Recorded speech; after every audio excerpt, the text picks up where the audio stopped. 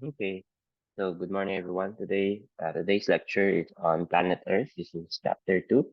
So for planet Earth, we'll be looking into the origin of um, the universe as well as solar system, and then finally yung origin mismo ng Earth natin, its internal structure and composition, yung features niya, and yung concept ng isostasis to explain yung mga features na nakikita natin sa surface of the Earth.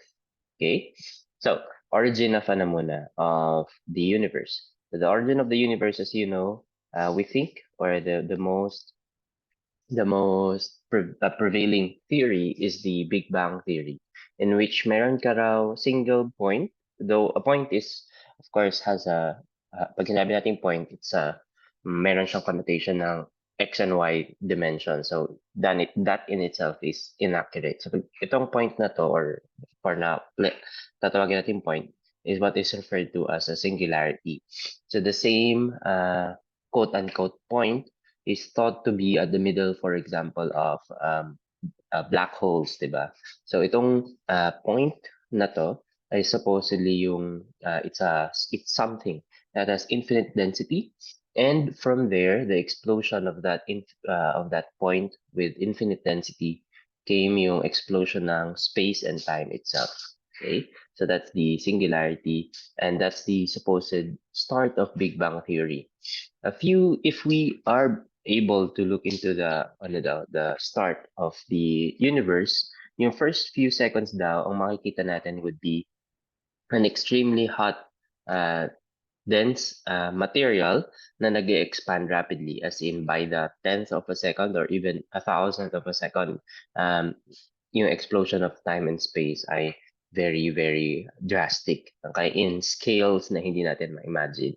But the important part is that during the start of the universe, supposedly what we would see would be almost an opaque material, and this opaque quote unquote material is supposed to be comprised of very, very primitive particles. So electrons, photons, all bouncing around, neutrinos, yung mga naririnig natin na Higgs bosons, things like that, yung mga very primitive particles that eventually, as that something cooled down, yung space-time na yun cooled down, two things mainly happen. First, yung banggaan ng mga primitive particles na yun within that soup, essentially, within that soup, caused photons, yung light particles natin, to scatter everywhere. And later on, yung scattering of light na yun everywhere is also one of the evidence why we believe that Big Bang theory happened that way. So ito yung tinatawag natin cosmic microwave background radiation. And then second, yung second na nangyari would be the combining ng mga particles natin. So, while everything was expanding, there was also contraction on the atomic level. Contraction in the sense that electrons started colliding against each other and combining with other particles to form the primitive neutrons, the primitive protons, and eventually the primitive um, elements, the first elements, nucleus. So yung mixing ng protons at ng neutrons, for example, lead to the formation of hydrogen and helium, the two easiest, lightest elements to form simply by colliding yung primitive particles natin. So, yun yung two things na nangyari. Scattering of photons as well as combining ng materials to form the first elements. Okay? Also, as an evidence of that, yung second na nangyari would be yung combining ng combining ng particles to form the elements. Yung evidence din, ginagamit din siyang evidence for the Big Bang Theory, yung prevailing abundance ng hydrogen and helium, which makes up much of the universe. Stars, for example, are mostly hydrogen and helium, and stars are, of course, the dominant materials found on each galaxies. And of course, as we know, the universe is comprised of mostly galaxies. So, if we break it down, hydrogen and helium dominate yung ating solar system.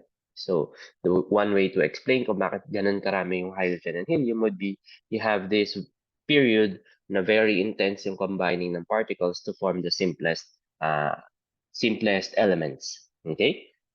This theory ng rapid expansion of space-time from a single point is first proposed by George Lamar.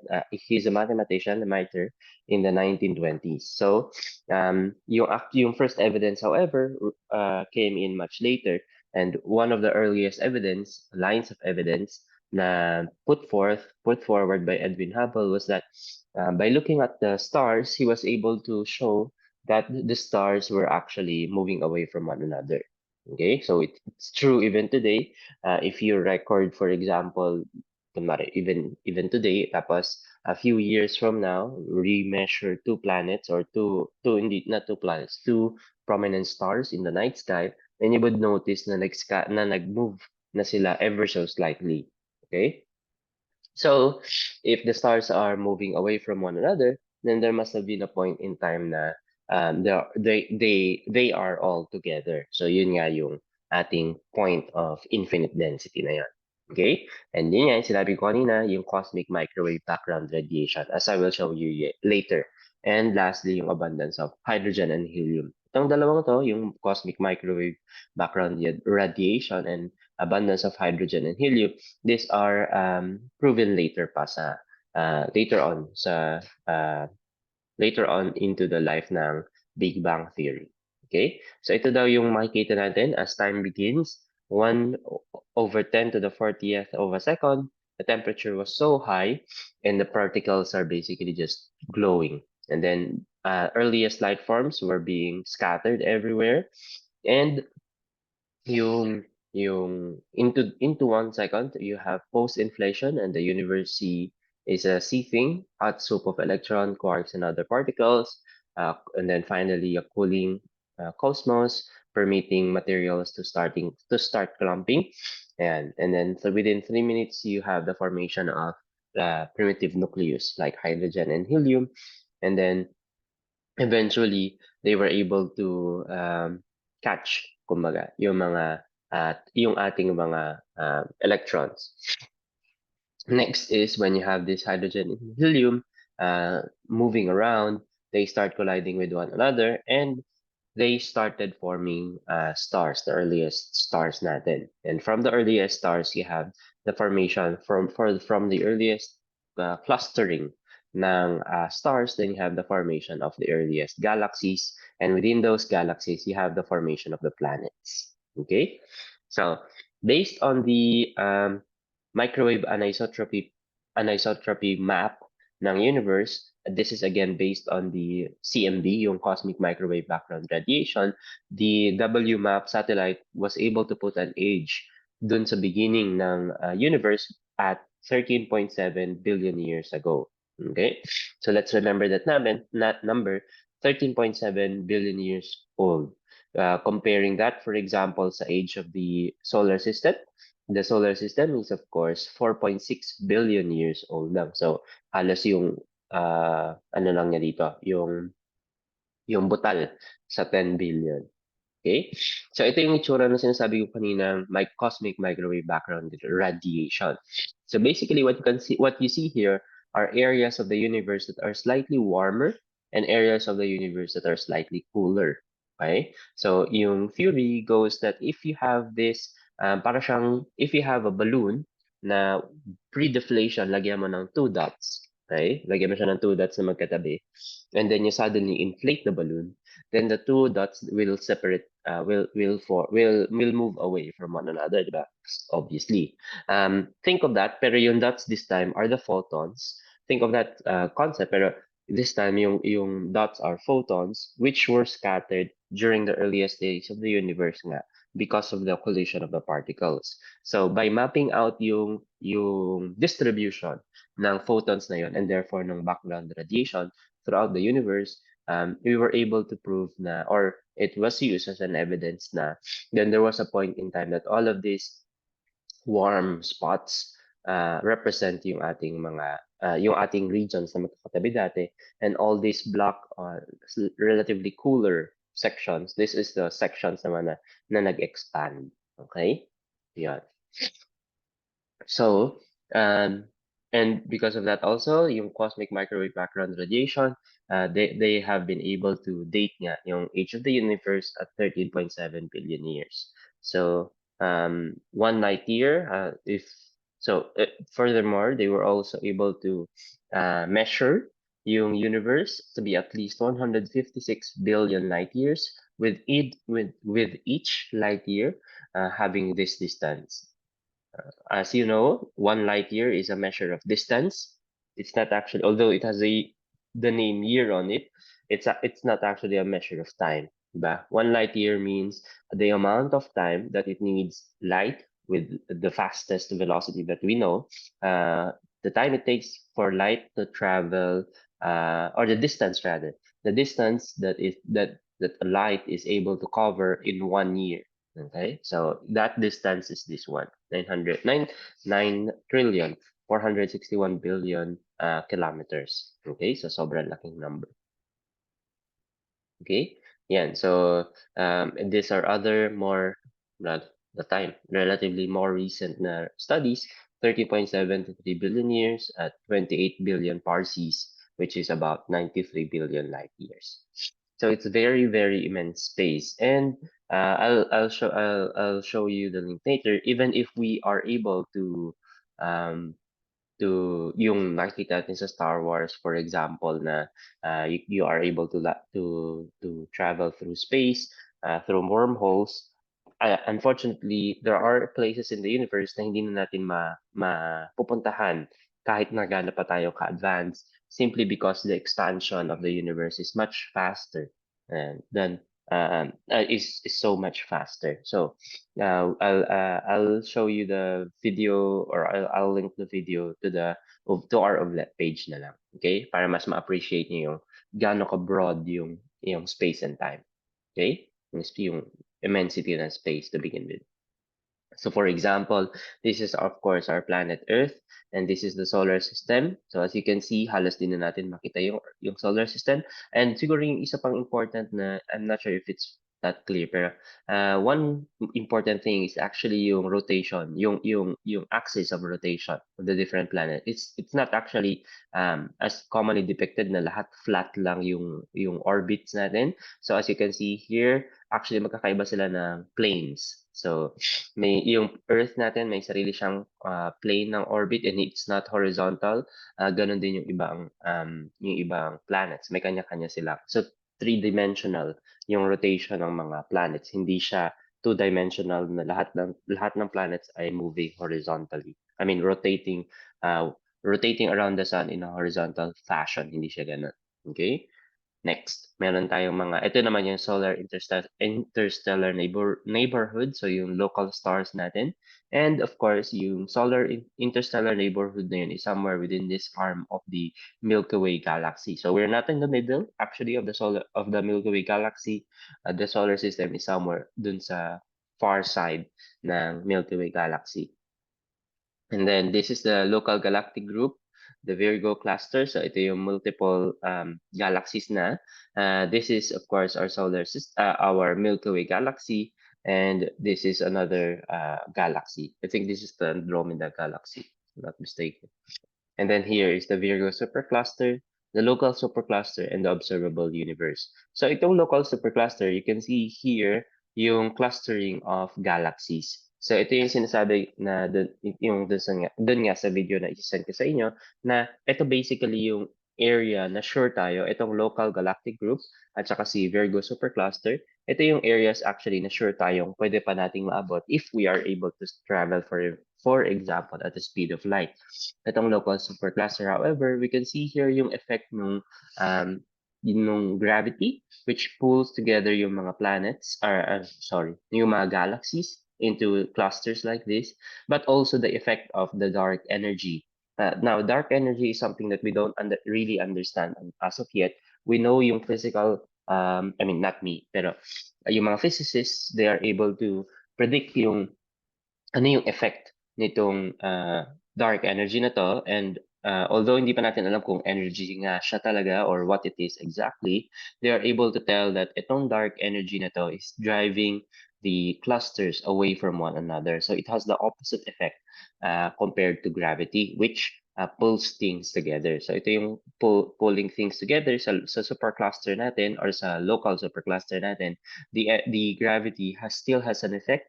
So itong mga parts na to, for example, itong mga galaxies na to, for example, we think that they will eventually collide or combine to big galactic to big galaxies, to very large galaxies. As you know, for example, billions from years from now, when we are long dead, it's predicted that the Milky Way galaxy will collide with Andromeda galaxy. So that's gravity in action.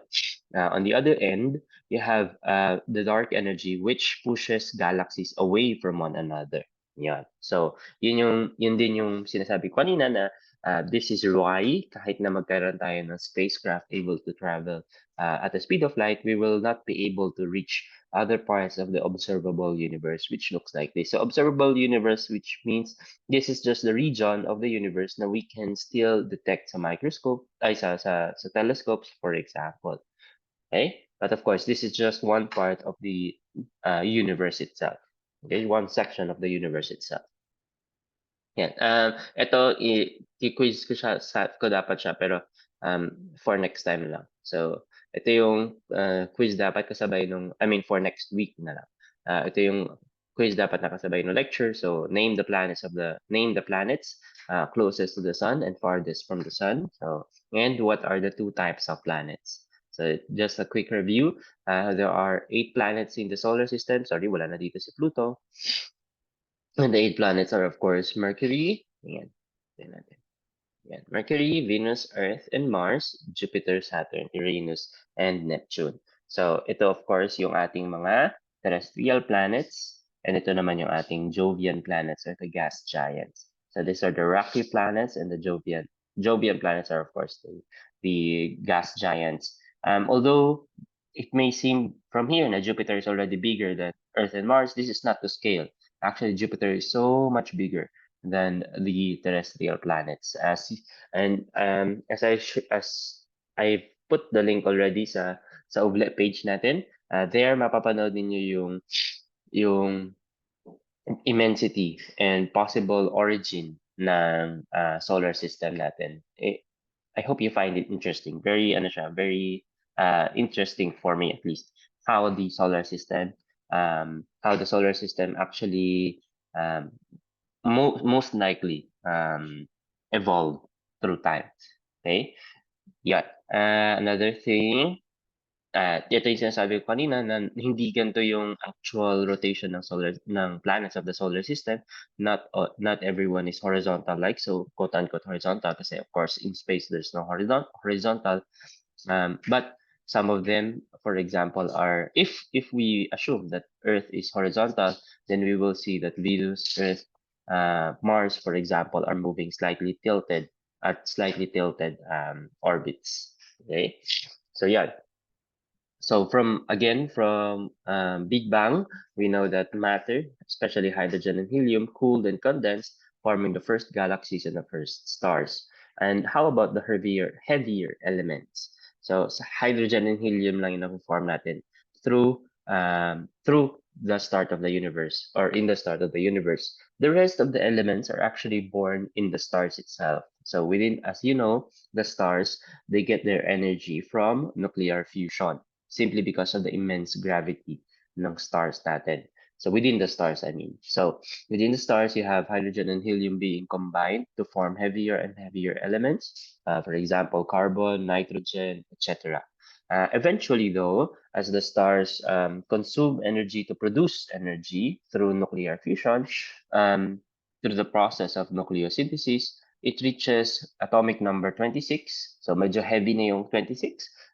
So beyond this, which takes billions of years, by the way, to be able to fuse together hydrogen and helium and successively heavier and heavier elements up to atomic number 26, it takes billions of years. From this point, atomic number 26, everything else will happen essentially in an instant. So as heavier and heavier elements needs to be fused, it needs more and more energy. And actually, this part it spells the death of the star. So habang tinatry ng star natin i-merge yung heavier elements with atomic numbers heavier than 26, for example, iron and nickel, they start to yung energy requirement and energy output starts to have an imbalance, so that eventually, although it succeeds in fusing heavier and heavier elements, it also causes the collapse of the stars. So, for example, uranium, plutonium, all these heavier elements are basically born as the star is dying, and in the dying effort ng star na magmix ng mga elements na to. Yan. So, most of those elements na create sa last seconds ng life ng star natin, they're actually eventually sinasabog siya throughout the universe during supernova events. So during supernova events, you have gold, platinum, plutonium, uranium, all these heavy elements scattered together with the earlier formed elements scattered throughout the universe through cosmic energy, through energy waves, basically. Yeah, during supernova events. And in one of those, we think that in one of those clouds of interstellar dust and gas, dun actually na-form yung ating solar nebula. Okay, in one of the, most likely, one of the clouds comprised of materials from collapsed stars. So eventually, itong cloud na to started rotating, forming a flat disk with the protosun at the center, which basically is the protosun, of course, being at the center. It collected much of the material, and of course, much of that material is hydrogen and helium. So it starts forming yung ating protosun. And then, yung other components, hindi lang naman siya hydrogen and helium, it also contains ice, ice like hydrogen, carbon dioxide, nitrogen, and methane, as well as matter. So metals, rocky substances, very small component lang to actually. And from itong mga metals, rocky substances, and ice na born yung na-create yung ating mga planets. So of course, much of the gases combined to form Jovian planets, and the rocky materials naman were created into, or were mixed into terrestrial planets. Okay, so they are condensed and planetesimals were created. Itong planetesimals, you can think of it as multiple at the start of the solar system. We think that there are multiple moon-sized bodies for the terrestrial planets. And itong mga moon-sized bodies na to started since ang dami nila and hindi pa neat, hindi pa malinis yung kanilang orbits, they started colliding against one another, eventually to form moons. So some of these moons became attracted to the gravity ng mga bigger planets. And for example, you have, of course, Jupiter having the most number of moons simply because it is the biggest planet in the universe. So you might ask, bakit walang moons yung sun? Well, of course, essentially, yung mga lahat ng planets actually are quote-unquote moons ng sun. Pero if you are planetesimal and you stray too close to the sun, kasi siya yung pinaka-gravitationally attractive, you will actually be absorbed through collision. Eventually, babangga ka dun sa sun, and that will be the end for that particular planetesimal. So this solar nebula or nebular hypothesis was first proposed by Immanuel Kant and Pierre-Simon de Laplace in the 18th century. Yan. So, ito pala yung dapat kayo din to, but this is the itsura ng galaxy natin, Milky Way galaxy. Ito yung actually sa very interesting evidence. This is a bit more recent evidence na origin ng ating galaxy, and furthermore yung ating solar system.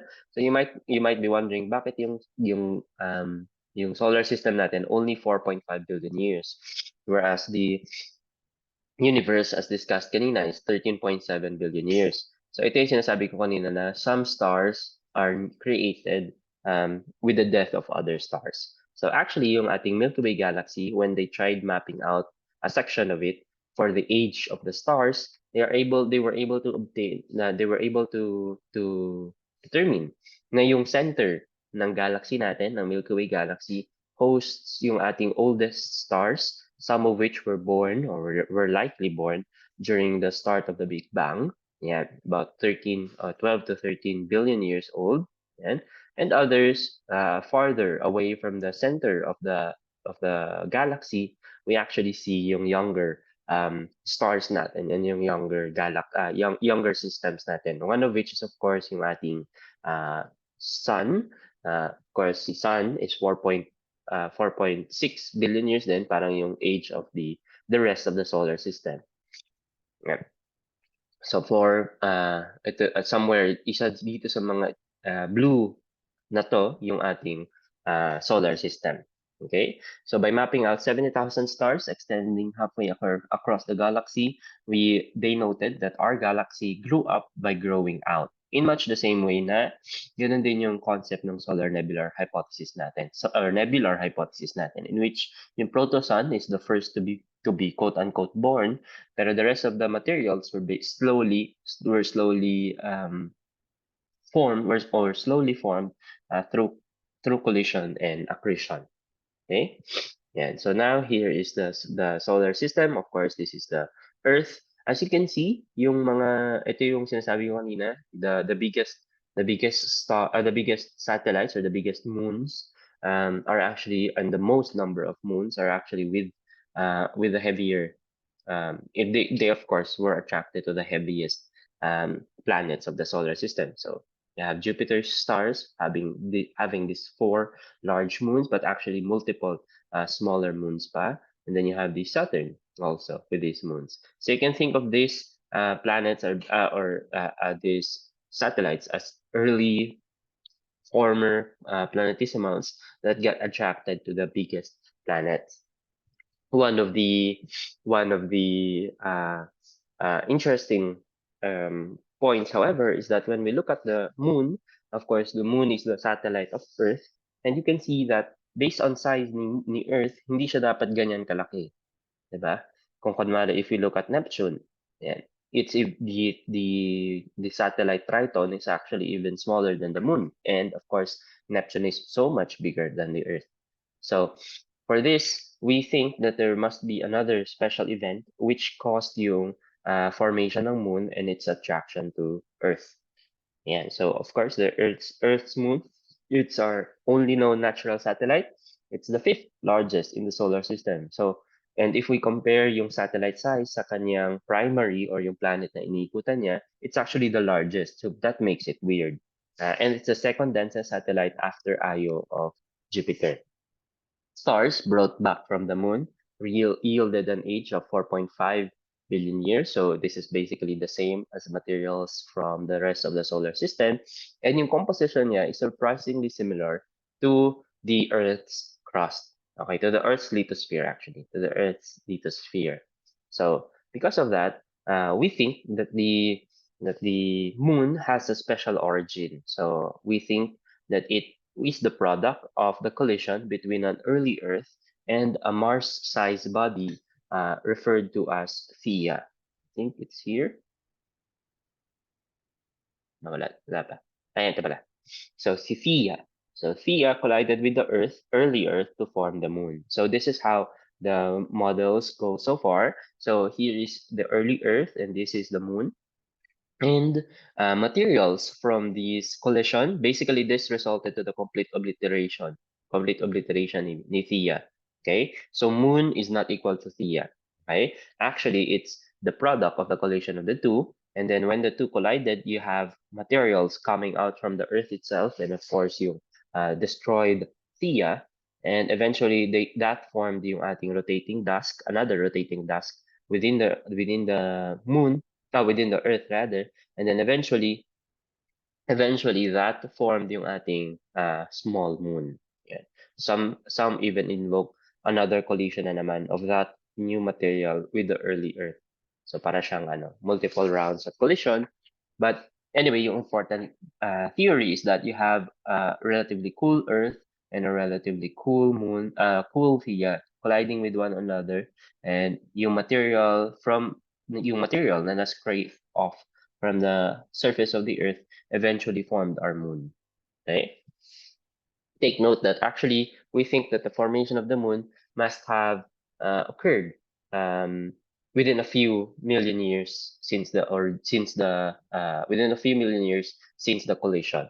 Okay, actually some of the planets then are some of the interesting features of planets. For example, yung rings ni Saturn. I will give you another link dun sa Oobleck page, or ipapakita ko na lang siya siguro in person. It's another interesting um, it's another interesting feature ng solar system that is actually produced by a similar process, a death of another planetesimal, or death of a moon actually, sa case ng rings ni Saturn. Ipakita ko na lang siya sa pag nagkita tayo next week. Okay, so ito yung mas accurate na depiction ng sizes of the different planets of the solar system. You can see that Earth is actually so much smaller than the Jupiter. Okay, so it doesn't make sense na meron tayong ganong kalaking satellite.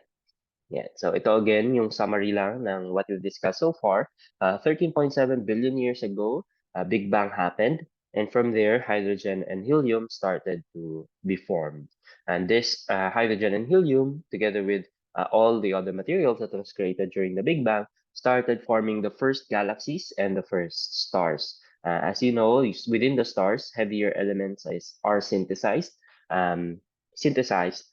but within the stars through nuclear fusion to create heavier and heavier elements. And eventually, these heavier and heavier elements leads to the death of the star, and they are scattered throughout the universe during supernova explosions. So one of those explode or during those explosion, and they scatter clouds basically of materials created within the stars, and within those dust within those materials na scatter, you can have the solar nebula. One of those materials may have started forming yung ating solar nebula.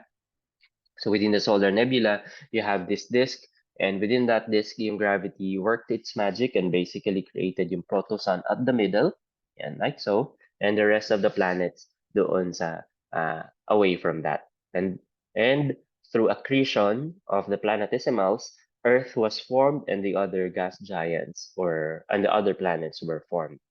Every now and then you have collision events. So since basically dirty pa yung solar system at that time, so you have multiple particles with no established orbit yet.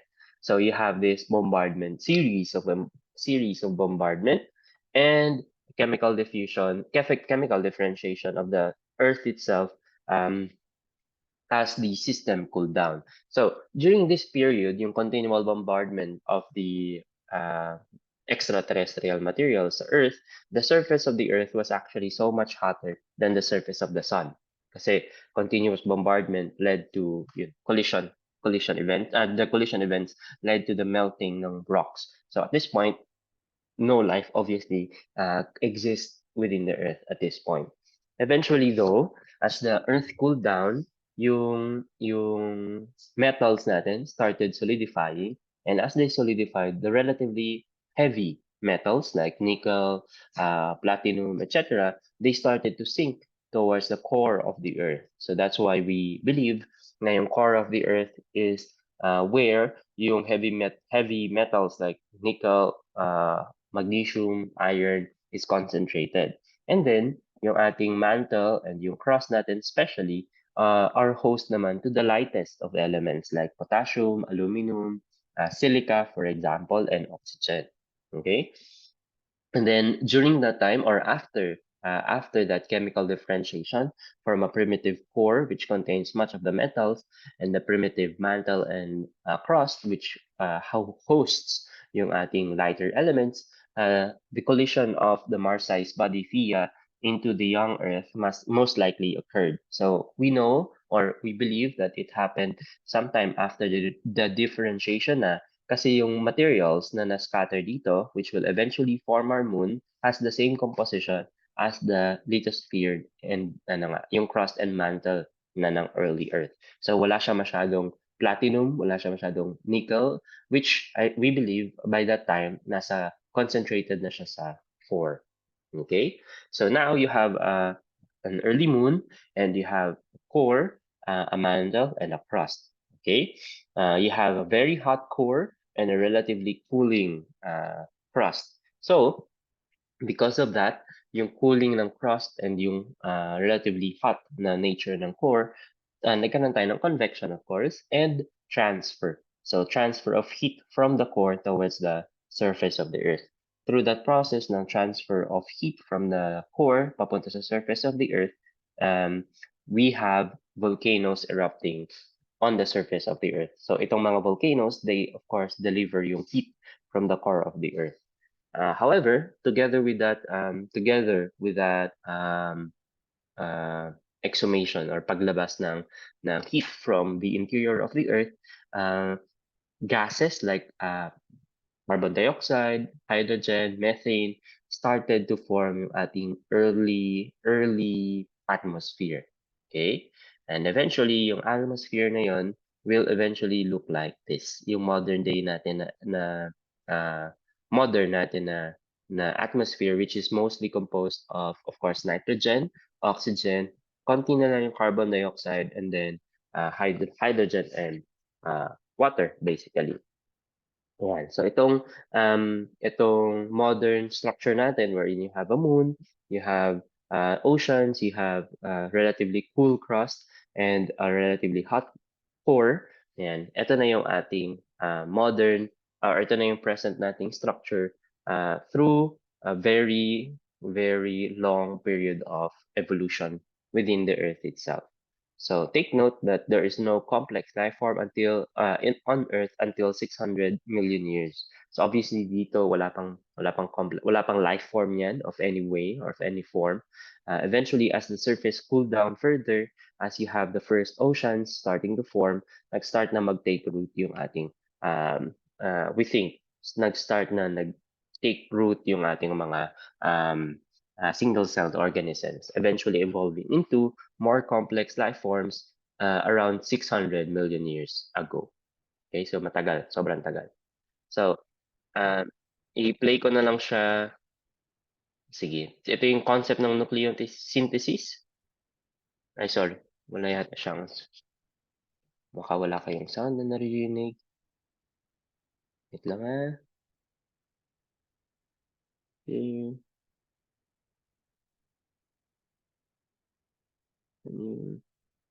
Clear sound. Achieve this. In medieval times, alchemists tried to achieve the seemingly